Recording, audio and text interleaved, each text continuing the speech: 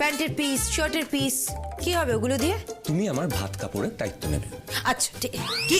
একদিকে রাজদীপ চ্যাটার্জির মুখের ওপর বিদ্যার সপাটে জবাব, আর অন্যদিকে রাজরীতের এক অদ্ভুত কিন্তু মিষ্টি ভালোবাসার আবদার। পর্বের শুরুতেই আমরা দেখি এক ধামাকা দৃশ্য। রাজদীপ চ্যাটার্জিকে ফোন করে তুলোধনা করে দেয় বিদ্যা। সে সোজাসুজি জানিয়ে দেয় হস্টেল ভাঙতে এসে শ্রাবণ আর তার দলবল হাড়ে হাড়ে টের পেয়েছে বিদ্যা ব্যানার্জি আসলে কে।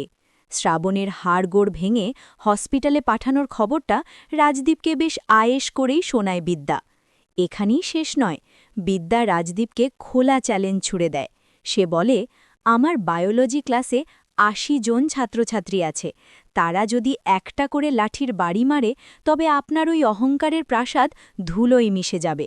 সে স্পষ্ট ভাষায় জানিয়ে দেয়, যতদিন তার গায়ে প্রফেসর বিদ্যার উর্দি আছে ততদিন অন্যায়ের সাথে কোনো আপোষ হবে না। এমনকি রাজদীপ নিজের ছেলের সাথে বিয়ের রাতে যা করেছে সেই প্রসঙ্গ তুলে বিদ্যা তাকে আয়না দেখিয়ে দেয়। বিদ্যার মুখে ছেলের প্রশংসা শুনে রাজদীপ আরও জ্বলে ওঠে। সোজা পথে কাজ না হওয়ায় এবার বাঁকা পথের আশ্রয় নেয় রাজদীপ।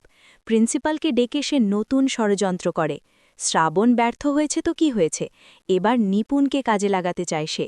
প্রিন্সিপাল ভয় পেলেও রাজদীপ তাকে ধমক দেয় যে চেয়ার বাঁচাতে হলে তার কথায় নাচতেই হবে।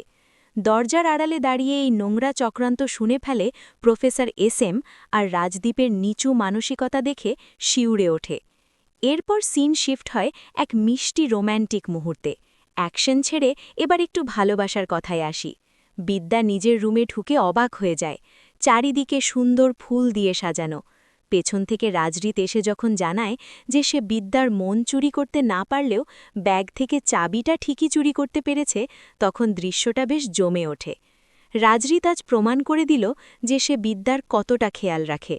বিদ্যার প্রিয় রং নীল, সে সমুদ্রের চেয়ে পাহাড় বেশি ভালোবাসে, রবীন্দ্রনাথ, শরৎচন্দ্র তার পছন্দ, সব রাজরীতের নখদর্পণে। স্বামীর মুখে নিজের পছন্দের কথা শুনে বিদ্যা মুগ্ধ হয়ে যায়। রাজরীত এটাও জানায় যে সে হস্টেলের মারামারি থেকে শুরু করে FIR সব খবরই রাখে। তবে পর্বের সেরা চমক ছিল এরপরের দৃশ্যটা। সাধারণত আমরা দেখি বিয়ের পর স্বামী স্ত্রীর ভাত কাপড়ের দায়িত্ব নেয়, কিন্তু এখানে হলো উলটপুরাণ। রাজরীত বাবার কোম্পানি ছেড়ে এখন বেকার, তাই সে লজ্জার মাথা খেয়ে বিদ্যার হাতে ভাত কাপড়ের থালা তুলে দেয়। সে আবদার করে বলে, আজ থেকে আমার ভাত কাপড়ের দায়িত্ব তোমাকেই নিতে হবে গিন্নি। রাজরীতের এই কাণ্ড দেখে বিদ্যা আর গম্ভীর থাকতে পারে না, খিলখিল করে হেসে ফলে। রাজরীত মুগ্ধ হয়ে সেই হাসি দেখে আর বলে, তোমার হাসিতেই তো আসল নারী লুকিয়ে আছে। এরপর সে নিজের হাতে রান্না করা খাবার খাইয়ে দেয় বিদ্যাকে।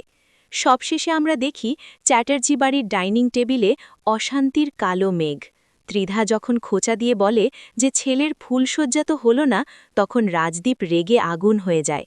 সে সাফ জানিয়ে দেয় প্রফেসর বিদ্যাকে সে কোনো মতেই বাড়ির বউ হিসাবে মানবে না।